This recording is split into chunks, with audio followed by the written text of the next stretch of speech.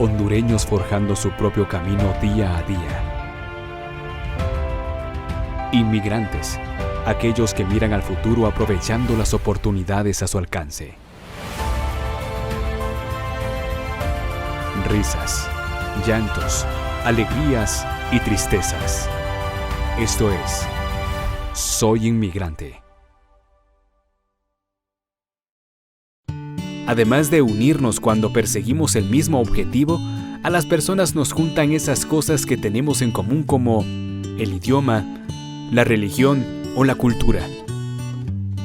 Doña Bibis, una sanpedrana que vive hace 35 años en Los Ángeles, California, nos cuenta cómo ella, a través de su restaurante Antojitos Bibi, ha logrado unir a través de la gastronomía catracha a turistas e inmigrantes de distintas nacionalidades que coinciden en el Parque MacArthur. Antojitos Bibi comenzó, primero fuimos pequeños en ese tiempo, como comenzamos. La verdad que comenzamos nosotros con ese deseo de que la comunidad hondureña, porque en esta área antes habían muchos hondureños aquí en el MacArthur Park, porque es un punto estratégico donde estamos nosotros. El Parque MacArthur es un lugar donde se reúnen muchas nacionalidades. Vienen mexicanos, vienen de Guatemala, vienen de El Salvador. Es un lugar donde inclusive a los indocumentados vienen y los cruzan la frontera y aquí los vienen a dejar. Aquí los venían a dejar. Encontré mucha gente que la venían a dejar acá y este era el punto donde se reunían con la familia. Mi hermana tenía un negocio acá de computadoras y ella fue la que me introdujo a mí a que mira, aquí hay un local, aquí no hay comida hondureña, deberías de venir a ver qué es. Y eso fue lo que me impulsó a estarme aquí en este lugar y ya estamos aquí por 21 años. Me interesaba que la gente conociera lo que era nuestra cultura y nuestra comida hondureña. Aquí en esta área nadie sabía lo que era una chuleta, por ejemplo. Nadie conocía una baleada. Nadie conocía lo que era una yuca con pate chancho, nadie la conocía. Nadie conocía lo que era una macheteada. Entonces me tocó a mí experimentar eso y dar a conocer realmente lo que es la comida aquí, lo que es todo el área de MacArthur Park, lo que es el centro de Los Ángeles. Y gracias a Dios, ya así comenzamos con algo pequeño y después nos expandimos hasta acá, el lugar donde estamos ahora.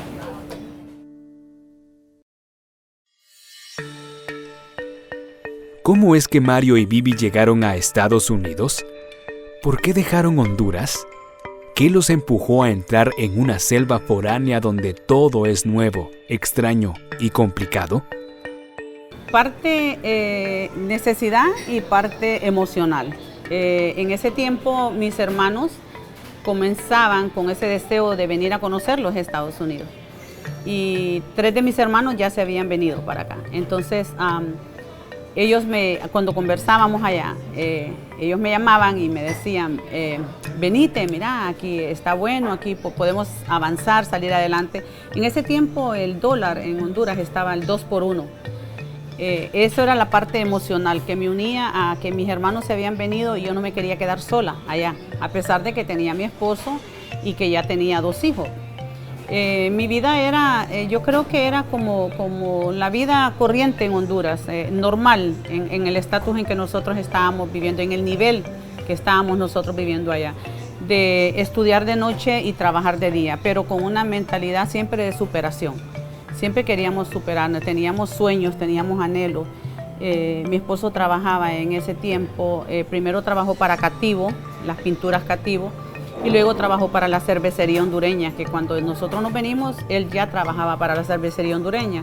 O sea, económicamente estábamos, para lo que éramos nosotros, nos alcanzaba, pero no para el futuro que nosotros queríamos para nuestros hijos, como lo principal, que era comprar una casa, por ejemplo.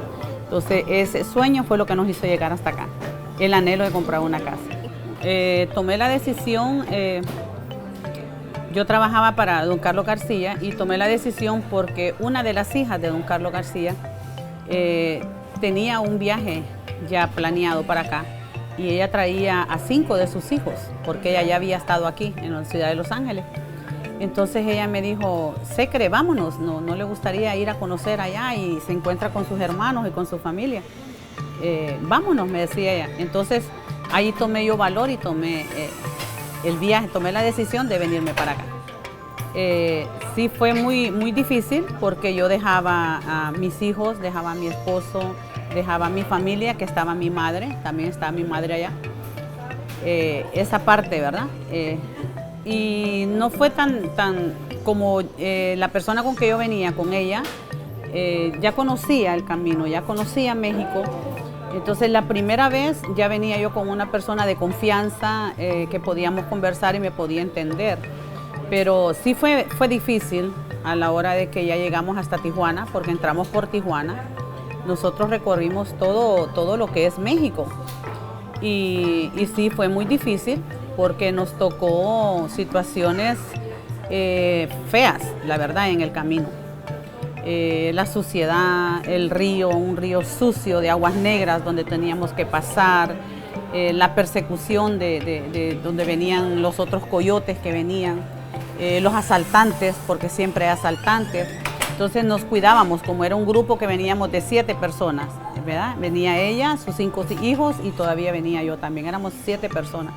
Entonces entre todos nos cuidábamos, pero es un riesgo grande, es muy difícil uno verdaderamente tener que cruzar esos lugares, esos cerros, esos lugares desérticos, solamente Dios con uno nomás en ese momento. Al año de estar yo aquí, me tocó vivir una experiencia muy dura en mi vida, porque en Honduras murió mi hermana mayor. Mire, la verdad que no hay cosa tan dura y tan difícil que podamos nosotros tener ese reto como los inmigrantes que somos en este país, es cuando un ser querido se le muere en nuestra tierra ya, y nosotros sin documentos y no podamos llegar a verlos ni a darles el último adiós. Mi hermana muere y me tocó regresarme para Honduras, a un año de estar yo acá. Mis hermanos me dijeron, ¿sabes qué? Tú tienes que irte porque allá estaba mi esposo, allá está Mario, y Mario trabajaba en cervecería y me dijo, él te puede mantener a ti, pero nosotros no podemos regresarnos. Entonces tú tienes que ir a representar la familia. Yo no dudé, mi esposo me dijo, sí, venite, y yo me regresé para Honduras otra vez. Me regresé y logré ver a mi hermana exactamente cuando estaba en el cementerio ya, la miré. Y ya después que pasó eso, le dije yo a mi esposo, ¿por qué no vamos y solicitamos una visa? Probemos. Ya tenía yo un año de haber venido aquí a los Estados Unidos y ya como que ya mi mente se había abierto un poco más. Y hicimos eso con mi esposo, trabajando en la cervecería, le dieron visa. Ya la segunda vez que venimos a este país yo ya vine con visa y ya me traje a mi hija Carixa, que tenía los 2 añitos, me la traje para acá y nos venimos con visa. Entonces fue cuando mi esposo se vino para acá. Y la verdad que fueron las emociones encontradas. Por una parte, alegría de ver a mi hijo, alegría de ver a mi esposo, pero por otra parte iba a despedir a mi hermana, que ya nunca más la iba a ver. Esa fue el primer dolor grande que yo tuve cuando murió mi hermana mayor. Los motivos que impulsaron el éxodo de estos hondureños son distintos. Esos que van desde extrañar el calor del hogar hasta aprender a convivir con el rechazo. Cuando yo llegué a este país todavía no habíamos muchos latinos, empezando por ahí, no había mucha gente. Eran muy pocos y eran muy pocos los hondureños que habían. Era muy difícil porque yo venía acostumbrada ya a dormir a una cama, a tener un hogar, a tener un techo.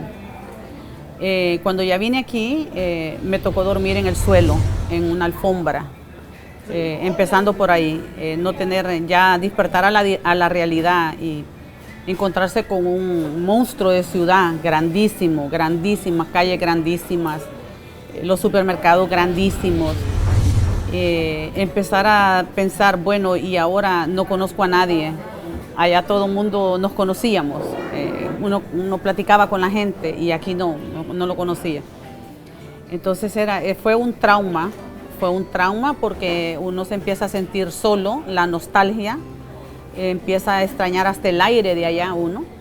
Y aunque esté con la familia, pero ya aquí es el sistema, el mundo es muy diferente. Cada quien hace su propio mundo, cada quien hace su propio sistema de vida. Unos trabajan de día, otros trabajan de noche. Y entonces empezó a ver la realidad. Y aquí hay que trabajar porque hay que trabajar. Entonces eso fue lo primero que me dijeron a mí. Tienes que trabajar porque aquí hay que pagar renta, aquí hay que comprar comida, hay que pagar el transporte y nadie te lo va a dar. Entonces ahí fue donde empecé a ver el reto grande y la responsabilidad de estar aquí en este país. En ese tiempo, como habíamos muy pocos latinos, habían agencias de empleo que se recomendaban porque había necesidad de mano de obra y había que pasar por un proceso. Habían agencias de empleo, uno pagaba una cuota, daba toda la información de uno, y dependiendo la habilidad de uno o el conocimiento de uno era como le conseguían trabajo. Y yo me recuerdo que en uno de los primeros trabajos que yo tuve en ese tiempo, me consiguió en una agencia y me consiguieron en una dry clean. Yo nunca había trabajado en un dry clean y me tocó ir a trabajar en un dry clean. En ese tiempo pagaban $1.60 la hora, $1.60 la hora. Se trabajaba con una temperatura a más de 120 grados la temperatura, pudiendo planchar las camisas, todo era con vapor y a máquina, y todo lo que es el proceso de una dry clean. Ahí trabajé, ese fue mi primer trabajo. Ir tras el sueño americano implica en la mayoría de los casos dejar a tus hijos, a tus padres, a tu familia completa. Se convierte en la renuncia obligatoria a todo aquello que amas. Y eso lo sufre el que se va, pero también los que se quedan. Walter es hijo de Bibi, fue el último de la familia en emigrar a Estados Unidos. Nos cuenta cómo fue vivir sin sus padres durante los primeros 15 años de vida. Bueno, yo me crié con mis abuelos en la zona sur, Choluteca, Morolica, Choluteca. A la edad de 5 meses me quedé con ellos, ya que mis papás eran demasiado jóvenes y mi mamá estudiaba y trabajaba y mi papá también. A la edad de los 15 años viví con mis abuelos. A partir de esa edad ya mis papás se habían venido para los Estados Unidos buscando un mejor futuro, una mejor vida, y a esa edad ellos me mandaron a traer. Sí, ese era mi deseo, venir aquí, porque yo era el único que había quedado allá.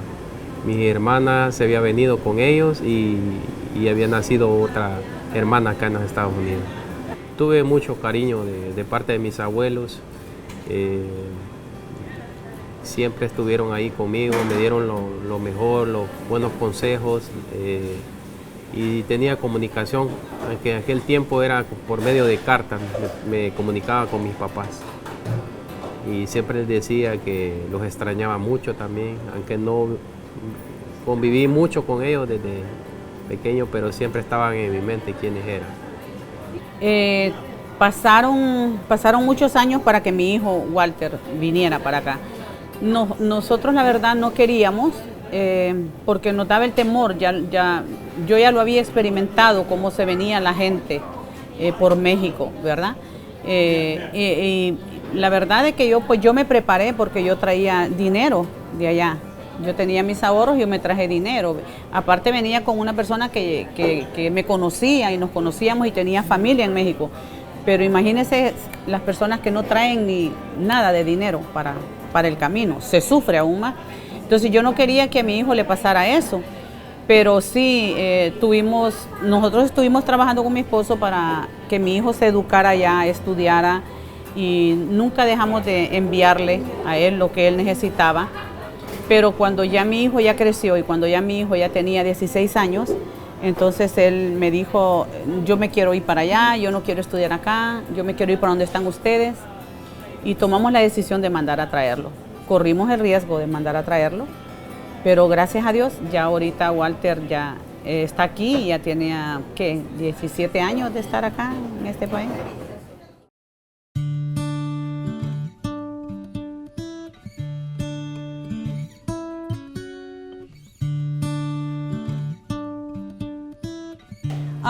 Nuestra trayectoria aquí en la ciudad de Los Ángeles no solamente ha sido para servir comida, también hemos trabajado con la comunidad, aportamos nuestro granito de arena para nuestros compatriotas y por eso en la ciudad de Los Ángeles, aquí tengo un reconocimiento que el alcalde Eric Garcetti nos obsequió.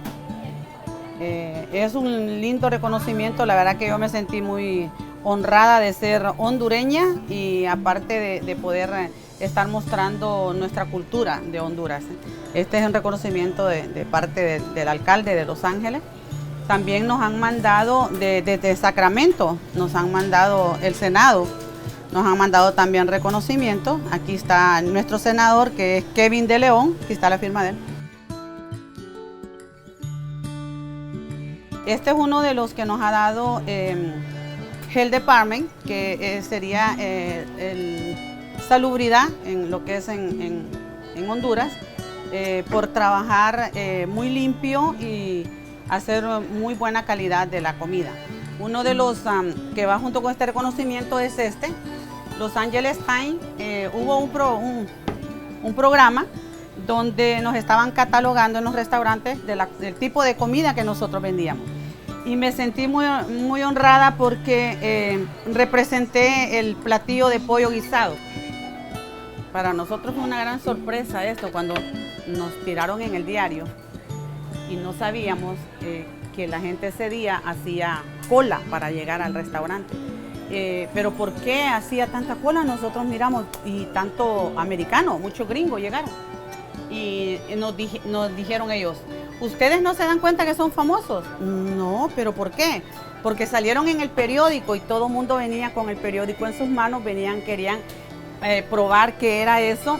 Y ahí fue donde nos dieron también este reconocimiento.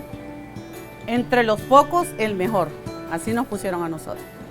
Un lugar tiny, pero entre los pocos, el mejor. O sea que restaurantes hondureños en ese tiempo no es como ahora, que ahora hay más. Éramos muy pocos, quizás éramos unos 4 restaurantes que habíamos. Ya tenemos 21 años de estar acá y gracias a Dios ahí nos escogieron entre los pocos el mejor. Y hasta ahora seguimos siendo el mejor. Aquí había antes un teléfono público y de costumbre nosotros veníamos y hablábamos los días sábados especialmente.